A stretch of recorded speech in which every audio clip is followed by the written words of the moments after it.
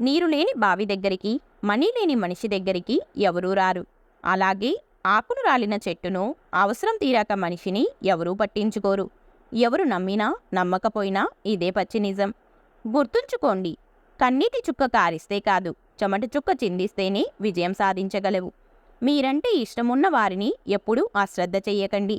ఎందుకంటే ఏదో ఒకరోజు తెలుస్తుంది, ఉన్న వజ్రాన్ని దూరం చేసుకుని రంగురాళ్ల కోసం వెతుకుతున్నారని. ఒకరి గురించి పూర్తిగా తెలిస్తేనే మాట్లాడు, లేకపోతే తెలుసుకొని మాట్లాడు. అంతేగాని తెలియకుండా వంకరగా మాట్లాడకు. ధైర్యంగా ఉండు. ఒకవేళ ధైర్యం కోల్పోయినా ఉన్నట్టు నటించు. అప్పుడు నిన్ను ఎవరూ చులకనగా చూడరు. ఎవరు ఏది ఇచ్చినా మనస్ఫూర్తిగా తీసుకోండి. ఇచ్చిన వారిని మనసులో గుర్తుంచుకోండి. ఎప్పటికైనా వారికి వడ్డీతో సహా తిరిగి ఇవ్వాలి కదా. అది సహాయమైనా, సహకారమైనా, బాధ అయినా, నమ్మకద్రోహమైనా ఏదీ ఉంచుకోవద్దు. మనీ తీసుకునేటప్పుడు పువ్వులతో పూజిస్తారు. ఇచ్చిన మనీ అడిగినప్పుడు నీపైన దుమ్మెత్తిపోస్తారు.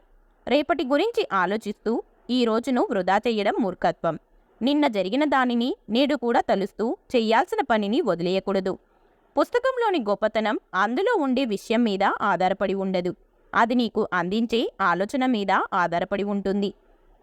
ఏదైనా సరే నీది అని రాసిపెట్టి ఉంటే ఈ ప్రపంచంలో ఎక్కడ ఉన్నా సరే నీ దరి చేరుతుంది. అది వస్తువైనా, ప్రేమ అయినా, మనిషి అయినా సరే. భరించలేకపోతున్నాను అని అనుకుంటే ఎదురించి పోరాడు.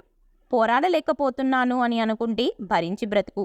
నీవు చేసే మంచి పని ఏదైనా సరే దాని ఫలితం లైఫ్లో ఎప్పుడో ఒకప్పుడు నిన్ను తప్పకుండా వచ్చి చేరుతుంది. మనం చూసినవన్నీ నిజం కాదు. ఒక్కోసారి దూరం నుంచి చూస్తే ఉప్పు కూడా చక్కెరలాగే కనబడుతుంది. పానకంలో ఉన్నప్పటికీ గరిటెకు తీపి తెలియనట్టే మూర్ఖుడు జ్ఞానుల మధ్య ఉన్నప్పటికీ ఏమీ నేర్చుకోలేడు. నీ లైఫ్లోకి ఎవరూ ఊరికే రారు.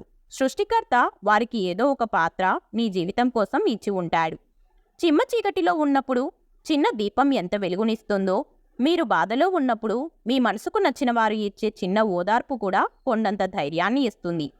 కోల్పోయిన దానికోసం ఆలోచించకు. కోలుకోవడానికి లైఫ్ టైం సరిపోదు.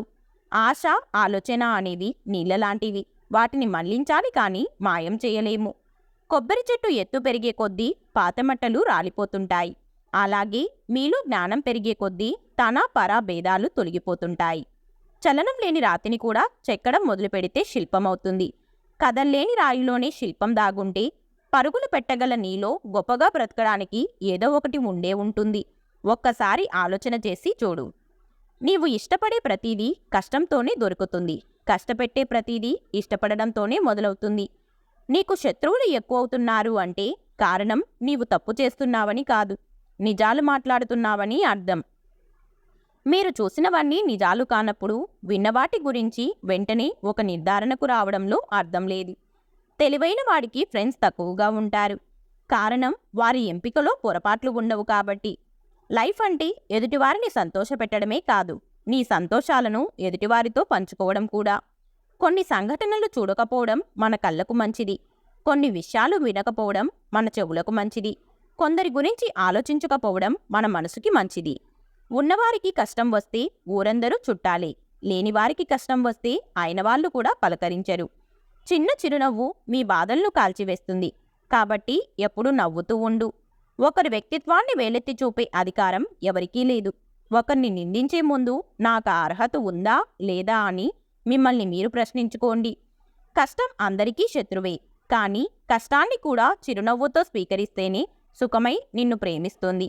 మంచిగా ఆలోచించు, మంచిగా మాట్లాడు, మంచిగా పనిచెయ్యి. ఎందుకంటే నీవు ఏమి చేస్తావో అదే తిరిగి నీ దగ్గరికి వస్తుంది. ప్రశాంతంగా ఉండాలనుకుంటే అనవసరమైనవి అంటించుకోకు, పనికిరానివి పట్టించుకోకు. ప్రేమతో చేరదీస్తే క్రూర మృగాలు కూడా ప్రేమని చూపిస్తాయి. కానీ కొన్ని రిలేషన్స్కి ఎంత ప్రేమని చూపించినా బాధనే మిగులుస్తాయి. కాటువేసే పామునైనా నమ్మవచ్చు, కానీ ఊసరవెల్లిలా రంగులు మార్చే వ్యక్తిని అస్సలు నమ్మకూడదు. ఈ సొసైటీలో అత్యంత తేలికైన విషయం ఎదుటివారిలో తప్పులు వెతకడం. అత్యంత కష్టమైన విషయం మనలో తప్పుల్ని ఒప్పుకోవడం. మీ లైఫ్లో ఎదుటివారిపై ప్రేమను చూపించడమే జీవితాంతం యవ్వనంగా ఉండేందుకు ఏకైక మార్గం. అర్థం చేసుకునే వాళ్లకు ఏదైనా చెప్పవచ్చు, కానీ ప్రతి చిన్న విషయానికి అపార్థం చేసుకునే వాళ్ళకి ఏదీ చెప్పకపోవడమే మంచిది. కొందరిని ఎంత దూరంగా ఉంచితే అంత మంచిది. లేకపోతే మన మంచితనాన్ని కూడా చేతగానితనంలా చూస్తారు. ఈ వీడియో మీకు నచ్చితే please like, share and subscribe to our channel. అలాగే ఈ వీడియోలో మీకు ఏ క్వశ్చన్ నచ్చిందో తప్పకుండా కామెంట్ చేయండి. Thank you.